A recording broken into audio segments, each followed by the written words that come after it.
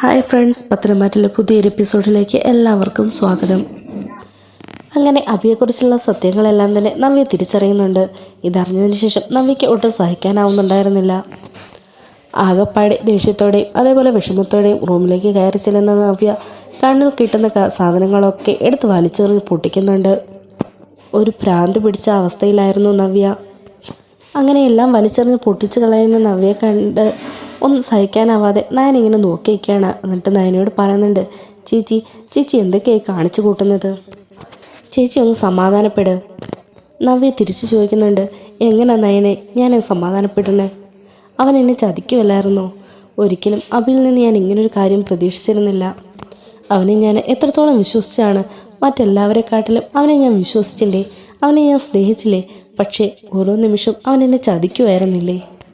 എന്നാലും എന്നോട് ഇത്രയും വലിയൊരു ക്രൂരത ചെയ്യാൻ അവൻ എങ്ങനെയാണ് സാധിച്ചത്?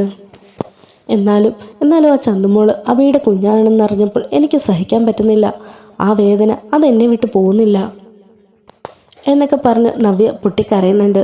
അപ്പോൾ നയന നവ്യയുടെ അരികിലേക്ക് വന്നിട്ട് പറയുന്നുണ്ട്, ചേച്ചിയുടെ ഈ അവസ്ഥ കാണാൻ വയ്യാത്തത് കൊണ്ടാണ് ഞങ്ങൾ ഇത്രയും നാളും ഇതെല്ലാം മറച്ചു വെച്ചത്. ചേച്ചിയും അപ്പച്ചിയും അതുപോലെ അബിയും എല്ലാവരും ആദർശേട്ടനെ കുറ്റം പറഞ്ഞപ്പോഴും നിങ്ങളെല്ലാവരും ഒന്നും മിണ്ടാതെ ഇതെല്ലാം മറച്ചു വെച്ചിരുന്നത് ചേച്ചിക്ക് സത്യങ്ങൾ അറിയുമ്പോൾ ചേച്ചിക്ക് ഇത് താങ്ങാനാവില്ലെന്ന് അറിയാമെന്നത് കൊണ്ടാണ്.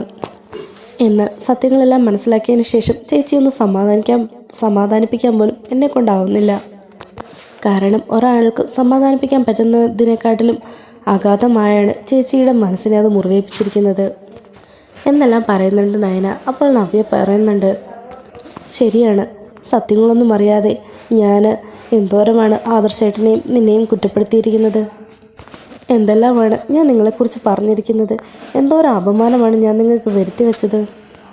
ആദർശേട്ടനെ അപമാനിച്ചതിനെല്ലാം അദ്ദേഹത്തിൻ്റെ കാല് പിടിച്ച് കരഞ്ഞ് മാപ്പ് പറഞ്ഞാൽ പോലും അത് മതിയാവില്ല. അത്രത്തോളം ഞാൻ അദ്ദേഹത്തെ അപമാനിച്ചിട്ടുണ്ട്, നാണം കെടുത്തിയിട്ടുണ്ട്. അതിനെല്ലാമുള്ള ശിക്ഷയായിരിക്കും എനിക്കിപ്പോൾ കിട്ടിയത്. അബിയാണ് ഈ തെറ്റെല്ലാം ചെയ്തതെന്ന് അറിഞ്ഞ നിമിഷം മുതൽ എനിക്കത് താങ്ങാനാവുന്നതിലും അപ്പുറമാണ്. എന്നാലും ചന്തുമോള് അബിയുടെ കുഞ്ഞാണെന്ന് അറിഞ്ഞിട്ടും നിങ്ങളുടെ സ്വന്തം മകളായിട്ട് വളർത്താൻ കാണിച്ച ആ മനസ്സില്ലേ, അതുപോലെ അവളെ സ്വന്തം മകളായി വളർത്താൻ തീരുമാനിച്ചില്ലേ, അതെല്ലാം എനിക്ക് വേണ്ടിയിട്ടാണെന്ന് എനിക്ക് നന്നായി അറിയാം. ഇപ്പോഴാണ് ഈ സത്യങ്ങളെല്ലാം എനിക്ക് തിരിച്ചറിഞ്ഞത്. നിങ്ങളോട് ഞാൻ ചെയ്ത ക്രൂരതയ്ക്ക് നിങ്ങൾ എന്നോടൊരു കാരുണ്യം പോലും ചെയ്യാൻ പാടില്ലാത്തതാണ് എന്നൊക്കെ പറഞ്ഞുകൊണ്ട് പൊട്ടി കരയുന്നുണ്ട് നവ്യ. ഇതേ സമയത്താണ് മുത്തശ്ശൻ അങ്ങോട്ടേക്ക് വരുന്നത്. മുത്തശ്ശനോട് നവ്യ പറയുന്നുണ്ട്, മുത്തശ്ശൻ എന്നോട് ക്ഷമിക്കണം. അങ്ങയെ അപമാനിക്കാൻ വേണ്ടി ഞാൻ എന്തെല്ലാം കാര്യങ്ങളാണ് ചെയ്തു വെച്ചിരിക്കുന്നത്. മൂർത്തി ജ്വല്ലറിയുടെ അധപതനത്തിന് വേണ്ടി ഇതിൻ്റെ എതിർ കക്ഷിക്കാരായ AM ജ്വല്ലറിയുടെ മോഡലായി ഞാൻ അഭിനയിച്ചു. അതുപോലെ എന്തെല്ലാം കാര്യങ്ങളാണ് മുത്തശ്ശനെയും ഈ തറവാടിനെയും തകർക്കാൻ വേണ്ടി ഞാൻ ചെയ്തു കൂട്ടിയത്.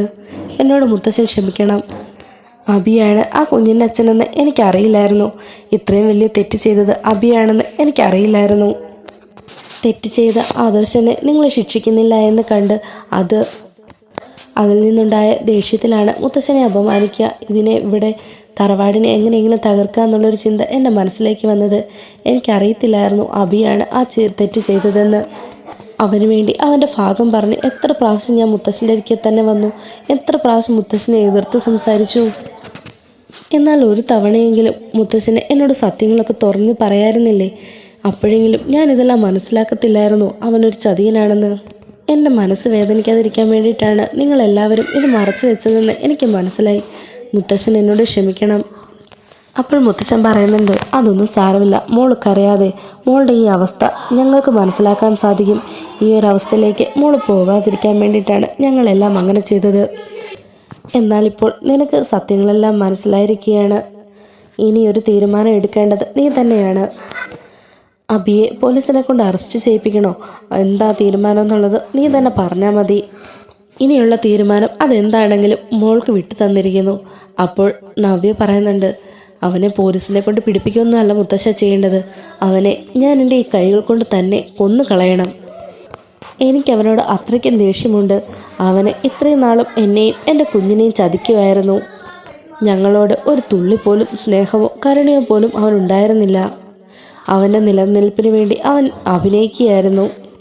ഇതെല്ലാം കൂടി ആലോചിക്കുമ്പോൾ എനിക്ക് അവനെ കൊല്ലാനുള്ള ദേഷ്യമാണ് വരുന്നത്. അല്ലാതെ പോലീസിനെ കൊണ്ട് അറസ്റ്റ് ചെയ്യിപ്പിച്ച് ജയിലിലിട്ട് തീറ്റിപ്പോറ്റാനല്ല. എൻ്റെ കൈകൊണ്ട് തന്നെ ഞാൻ അവനെ കൊല്ലും എന്നൊക്കെ അലറി വിളിച്ച് പറയുന്നുണ്ട് നവ്യ. അപ്പോൾ മുത്തശ്ശൻ ചോദിക്കുന്നുണ്ട്, എന്താ മോളെ ഇത്? നീ അവനെ കൊന്നു കളഞ്ഞാൽ പിന്നെ എന്ത് നിനക്ക് കിട്ടാനുള്ളത്? നിന്റെ കുഞ്ഞ് വഴിയാധാരമായി പോവും. അവന് ഒരിക്കലും ഒരു അമ്മയുടെ സ്നേഹം കിട്ടില്ല. അതല്ലേ ഇപ്പോൾ സംഭവിക്കാൻ പോകുന്നത്. നീ നന്നായി ജീവിക്കുകയാണ് വേണ്ടത്. ഈ വീട്ടിൽ തന്നെ സന്തോഷത്തോടെ നീ ജീവിക്കണം. നിന്റെ കുഞ്ഞിനെയും വളർത്തണം. ഈ വീട് നിൻ്റെയും കൂടെ അവകാശമാണ്. അതുകൊണ്ട് നീ ഇവിടെ തന്നെ ജീവിക്കണം. പിന്നെ അബി, അവൻ്റെ കാര്യം ഞാൻ നോക്കിക്കോളാം എന്നൊക്കെ പറയുന്നുണ്ട് മുത്തശ്ശൻ. ഇല്ല മുത്തശ്ശ, അവനെ അങ്ങനെ വെറുതെ വിടാൻ ഞാൻ ഉദ്ദേശിച്ചിട്ടില്ല. അവന് കൊടുക്കേണ്ട തക്കതായ ശിക്ഷ അത് ഞാൻ തന്നെ കൊടുക്കും. എന്നെപ്പോലെ തന്നെ എന്നേക്കാൾ മുമ്പ് ചതിക്കപ്പെട്ടവളാണ് അനഘ. ആ പാവം കുട്ടി ഇപ്പോൾ ഈ അവസ്ഥയിൽ കിടക്കാൻ കാരണവും അബി തന്നെയാണെന്ന് എനിക്കറിയാം. അവൻ ഈ ചെയ്തു കൂട്ടുന്ന തെറ്റിനെല്ലാം ശിക്ഷ അത് ഞാൻ തന്നെ കൊടുത്തിരിക്കും എന്നൊക്കെ പറയുന്നുണ്ട് നവ്യ. അപ്പോൾ നയന പറയുന്നുണ്ട്, ചേച്ചി എന്തൊക്കെയായി പറയുന്നേ? അവന് ശിക്ഷ കൊടുക്കാനൊന്നും ചേച്ചി തുനിയണ്ട. അതിൻ്റെയൊക്കെ വഴി മുത്തശ്ശൻ നോക്കിക്കോളും. ഇവിടെ പോലീസും നിയമവും കോടതിയൊക്കെ ഉണ്ടല്ലോ. അവനെ നമുക്ക് നിയമത്തിൻ്റെ മുമ്പിൽ കൊണ്ടുവരാം. അവന് വേണ്ട ശിക്ഷ ഇവിടുത്തെ പോലീസുകാർ തന്നെ കൊടുത്തോളും എന്നൊക്കെ പറയുന്നുണ്ട്. അപ്പം നവ്യ ചോദിക്കുന്നുണ്ട്, പോലീസ് സ്റ്റേഷനിൽ കൊണ്ടുപോയാൽ അവൻ എന്ത് ശിക്ഷ കിട്ടാനാ? കുറച്ച് നാൾ ജയിലിൽ കിടക്കും. അതിനുശേഷം അവൻ പുറത്തിറങ്ങും. എന്നാൽ അവൻ ചെയ്തു കൂട്ടിയ തെറ്റിനെല്ലാം ആ ഒരു ശിക്ഷ കിട്ടിയാൽ പോരാ എന്നൊക്കെ നവ്യ പറയുന്നുണ്ട്. അതിനുശേഷം നയനയോട് വീണ്ടും നവ്യ പറയുന്നുണ്ട്, എനിക്ക് മാപ്പ് ചോദിക്കാനുള്ളത് ആദർശേട്ടനോടാണ്. ഒരുപാട് തവണ ഞാൻ ആദർശേട്ടനെ അപമാനിച്ചു, കുറ്റപ്പെടുത്തി, എല്ലാവരുടെ മുമ്പിൽ നാണം കെടുത്തിയിട്ടുണ്ട്. അതിനൊക്കെ അദ്ദേഹത്തോട് എത്ര മാപ്പ് ചോദിച്ചാലും മതിയാവില്ലെന്ന് എനിക്കറിയാം. എന്നാലും എനിക്ക് ചോദിക്കണം. അപ്പോൾ നയന പറയുന്നുണ്ട്, വേണ്ട ചേച്ചിയുടെ അവസ്ഥയൊക്കെ നന്നായിട്ട് ആദർശേട്ടനെ അറിയാം. അന്ന് ഈ സത്യങ്ങളൊന്നും അറിയാതെയല്ലേ ചേച്ചി ആദർശേട്ടനെ കുറ്റപ്പെടുത്തിയത്. അതുകൊണ്ട് ആദർശേട്ടൻ അതിൽ ഒരു വിഷമവും ഉണ്ടാവില്ല. ഇനിയും അതിനെക്കുറിച്ചൊന്നും ഓർത്ത് ചേച്ചി വെറുതെ ടെൻഷൻ ആവേണ്ട. ആദർശേട്ടന് ഒരു പ്രശ്നവും ഇല്ല. ചേച്ചിയോട് സ്നേഹം മാത്രമേ ഉള്ളൂ. പിന്നെ അബിയെ ഇനി ഒരിക്കലും മാറ്റിയെടുക്കാൻ പറ്റുമെന്ന് എനിക്ക് തോന്നുന്നില്ല. അവൻ്റെ മനസ്സ് അത്രയ്ക്കും ദുഷ്ടത നിറഞ്ഞതാണ്. അതുകൊണ്ട് തന്നെ അവനെ മാറ്റിയെടുത്ത് പുതിയൊരു ജീവിതം തുടങ്ങാന്നുള്ളത് സാധ്യമാവുമെന്ന് തോന്നുന്നില്ല. പിന്നെ എന്ത് തീരുമാനം വേണമെങ്കിലും ഇതിൽ ചേച്ചിക്ക് എടുക്കാം. അപ്പോൾ നവ്യ പറയുന്നുണ്ട്, ഇത്രയും നാളും അവൻ എന്ത് ഭംഗിയായിട്ടാണ് എൻ്റെ മുമ്പിൽ അഭിനയിച്ചത്. അവൻ നന്നായി ഇനി പഴയൊരു ജീവിതത്തിലേക്ക് പോവില്ല എന്നൊക്കെ പറഞ്ഞ് എന്നെയും കുഞ്ഞിനോടും എന്തൊരു സ്നേഹമായിരുന്നു. അതെല്ലാം വിശ്വസിച്ച ഞാനൊരു മണ്ടി തന്നെ. അവൻ എന്നോട് ഒരുപാട് സ്നേഹം കാണിച്ചപ്പോൾ ഞാൻ അതിൽ വീണുപോയി. അവൻ എന്നെ ജീവനോ തുല്യം ഇഷ്ടപ്പെടുന്നുവെന്ന് ഞാൻ കരുതി. എന്നാൽ ഞാൻ സത്യങ്ങളൊക്കെ അറിഞ്ഞാൽ ഉണ്ടാകുന്ന ഭവിഷ്യത്തിനെ പറ്റി ചിന്തിച്ചിട്ട് അതിനൊരു മറയായിട്ടാണ് അവൻ എന്നെ കരുതിയത്. അതിനുവേണ്ടി മാത്രമാണ് അവൻ എന്നോട് സ്നേഹം അഭിനയിച്ചത്. അവൻ എന്നെക്കൊണ്ട് മുതലെടുക്കുമായിരുന്നു. ഈ വീട്ടിൽ പ്രശ്നങ്ങൾ ഓരോന്നും ഉണ്ടാക്കി മുത്തശ്ശനെ കൊണ്ട് വീതം വെപ്പിക്കാൻ വേണ്ടിയിട്ടായിരുന്നു അവൻ്റെ പ്ലാന്. എന്നാൽ അവൻ്റെ ആ കള്ളസ്നേഹത്തിൽ, കപട സ്നേഹത്തിൽ ഞാൻ വീണുപോയി. ഇതെല്ലാം വിശ്വസിച്ച് ഞാനാണ് മണ്ടി, എനിക്കാണ് തെറ്റുപറ്റിപ്പോയത് എന്നൊക്കെ പറയുകയാണ് നവ്യ. എൻ്റെ അമ്മായിമ്മ എന്ന് പറയുന്ന ആ സ്ത്രീ ഉണ്ടല്ലോ, അവർക്കും ഈ കാര്യങ്ങളിലൊക്കെ കൈയുണ്ടായിരിക്കുമല്ലേ എന്നിങ്ങനെ ചോദിക്കുകയാണ്. അത് പിന്നെ അവരും ഈ സത്യങ്ങളൊക്കെ മനസ്സിലാക്കിയത് കുറച്ച് ദിവസങ്ങൾക്ക് മുമ്പാണ്. അത് അറിഞ്ഞ നിമിഷം മുതലാണ് അമ്മ പറയുന്നതെല്ലാം അപ്പച്ചി അനുസരിച്ച് തുടങ്ങിയത്. അതുകൊണ്ട് തന്നെ അവർക്കിതിൽ കൈയൊന്നുമില്ല. അപ്പോൾ നവ്യ പറയുന്നുണ്ട്, ഒരിക്കലും അങ്ങനെ വരാൻ ഒരു സാധ്യതയുമില്ല. ഇതിനു മുമ്പ് അവർ പഠിച്ച കള്ളിയാണ്. അവരുടെ ഈ സ്വഭാവമാണ് അവനെ ഇങ്ങനെ കേടുവരുത്തുന്നത് എന്നൊക്കെ നവ്യ പറയുന്നുണ്ട്. എന്തായാലും അപ്പം ഇങ്ങ് വരട്ടെ. ഇന്ന് അവൻ്റെ അവസാനം എൻ്റെ കൈകൊണ്ട് തന്നെ നടക്കും. അപ്പോൾ മുത്തശ്ശൻ പറയുന്നുണ്ട്, അവനെ ജോലിയിൽ നിന്ന് പിരിച്ചുവിട്ടതും മൂർത്തീസ് ജ്വല്ലറിയുടെ പഠിക്കൽ പോലും കയറ്റാത്തതും ഇതേപോലെയുള്ള ഓരോ കള്ളത്തരങ്ങൾ അവൻ്റെ കയ്യിലുണ്ടെന്ന് അറിഞ്ഞതുകൊണ്ട് തന്നെയാണ്. അവൻ്റെ സ്വഭാവം ഇപ്പോൾ വളരെ മോശമാണ്. അവൻ ചെയ്യുന്ന കാര്യങ്ങളെല്ലാം വളരെ തെറ്റാണ്. അതുകൊണ്ടാണ് അവന് ജ്വല്ലറിയിലും ഒരു സ്ഥാനവും കൊടുക്കാത്തത്. അതുപോലെ തന്നെ മോൾ ഈ സത്യം അറിഞ്ഞെന്നുള്ളത് ഇപ്പോൾ തൽക്കാലം അബിയും ജലജയും അറിയണ്ട. നമുക്ക് അത് വെച്ചൊരു കളി കളിക്കാം. ഇനിയും അനന്തപുരിയെ തകർക്കാനുള്ള പല പ്ലാനുകളും അതേപോലെ മൂർത്തീസ് ജ്വല്ലറിയിൽ നടത്താൻ പോകുന്ന പല കാര്യങ്ങളെപ്പറ്റിയും അവൻ ചർച്ച ചെയ്യും. മോള് സത്യങ്ങളെല്ലാം അറിഞ്ഞു കഴിഞ്ഞാൽ അതൊന്നും അവൻ മോളോട് പറയില്ല.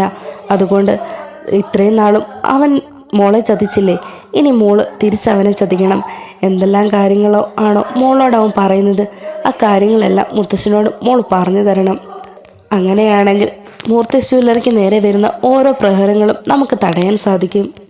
തട്ടിപ്പും വെട്ടിപ്പും മാത്രമായിട്ട് ജീവിക്കുന്ന അവനെ നമുക്ക് അതിലും വലിയ ചതിയിൽപ്പെടുത്തണം. ഇത്രയും നാളും മോളോട് ചെയ്ത ചതിക്കും വഞ്ചനയ്ക്കും മോള് നല്ല തിരിച്ചടി തന്നെ അവന് കൊടുക്കണം. അത് അവനെ ദേഹോപദ്രവിച്ചിട്ടോ അവനെ കൊന്നിട്ടോ ആവരുത്. ഇതേപോലുള്ള തന്ത്രങ്ങൾ വഴിയാവണം അവന് ഈ തറവാട്ടിലും അതുപോലെ മൂർത്തി ജ്വല്ലറിയുടെ ലേബലിൽ അവൻ ചെയ്തു കൂട്ടുന്ന ഓരോ കള്ളരുതാഴികയ്ക്കും അവനെ ഇവിടുന്ന് പുറത്താക്കണം. അവൻ ചെയ്യാൻ പോകുന്ന എല്ലാ കാര്യങ്ങളെപ്പറ്റി മോൾക്ക് മനസ്സിലാക്കിയെടുക്കാൻ സാധിക്കും. അതുകൊണ്ട് മോളുടെ ദേഷ്യങ്ങളൊക്കെ അടക്കി വെച്ച് തൽക്കാലം അവനെ പ്രതിരോധിക്കാനുള്ള ഒരു മാർഗമായി ഇതൊക്കെ കേൾക്കുമ്പോൾ നവ്യ കുറച്ചു നേരം ആലോചിച്ചിങ്ങനെ നിൽക്കുന്നുണ്ട്. അതിനുശേഷം അവൾ പറയുന്നുണ്ട്, അത് ശരിയാ മുത്തശ്ശൻ പറഞ്ഞത്. ഇത്രയും നാളും അവൻ എന്നെ ചതിച്ചില്ലേ? അവൻ പറയുന്നത് പോലെയൊക്കെ ഈ വീടിനുള്ളിൽ പ്രശ്നങ്ങൾ ഞാനുണ്ടാക്കിയില്ലേ? എൻ്റെ പിൻബലത്തിൽ ഞാനൊന്നും അറിയാൻ പാടില്ല എന്നുള്ളതിലല്ലേ അവൻ ഇത്രയും നാളും ഈ വീട്ടിൽ പിടിച്ചു നിന്നത്? ആ ഒരു തുറപ്പുകൊണ്ട് തന്നെ ഇനി ഞാൻ അവനെ വശത്താക്കും. മൂർത്തി ജ്വല്ലറി തകർക്കാൻ വേണ്ടി അവൻ എന്തൊക്കെയാണ് എന്നെ കൊണ്ട് പറഞ്ഞ് ചെയ്യിപ്പിച്ചിരുന്നതെന്ന് എനിക്ക് നന്നായിട്ടറിയാം. ഇനി അതുപോലെ ഓരോ കാര്യങ്ങൾ പറയുമ്പോഴും അത് ഞാൻ മുത്തശ്ശന് പറഞ്ഞു തരാം. അവനെ ഈ വീട്ടിലും നാട്ടിലും ഒന്നും ഒരു വിലയില്ലാതെ ഒന്നും അല്ലാത്ത ആക്കണം. അതേപോലെ ജ്വല്ലറിക്കാർ അവനൊരു ഓഫർ കൊടുത്തിട്ടുണ്ട്, അവിടെ ഒരു ജോലി. അത് അവന് കിട്ടാൻ പാടില്ല. അതിനുള്ള വഴി ഞാൻ കൂടെ ഉണ്ടെങ്കിലേ നടക്കുകയുള്ളൂ. അവനെ ഒന്നുമില്ലാതെ, ഒരു നയാ പൈസ പോലും ഇല്ലാതെ പിച്ച തെണ്ടുന്ന അവസ്ഥ ഈ തറവാട്ടിൽ നിന്ന് പറഞ്ഞു വിടണം. അതിനുവേണ്ടി മുത്തശ്ശൻ്റെ കൂടെ ഞാനും ഉണ്ടാവും.